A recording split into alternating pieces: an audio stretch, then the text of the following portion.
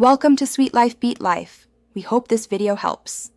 In this video, I will explain how to crack Candy Crush Saga levels. To begin, always understand the specific objective of each level before making your first move. This crucial step helps you prioritize. Next, focus on clearing any blockers like chocolate or marmalade as early as possible. Finally, consistently aim to create special candies, especially striped and wrapped ones, as they are your primary tools for clearing large sections of the board and achieving your goals efficiently. This foundational strategy is key to progressing. Mastering special candy combinations is essential for advanced play. Combining two striped candies will clear an entire row and column, a powerful move. Even better, pairing a wrapped candy with a striped candy creates a massive explosion, clearing 3 rows and 3 columns simultaneously. Don't forget the color bomb, formed by matching 5 candies in a row.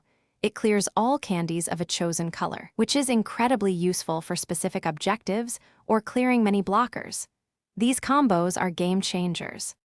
Strategic obstacle removal is vital for success.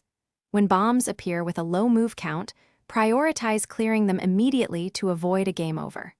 For multi-layered blockers like jelly or ice, strategically use your special candies to break through them efficiently.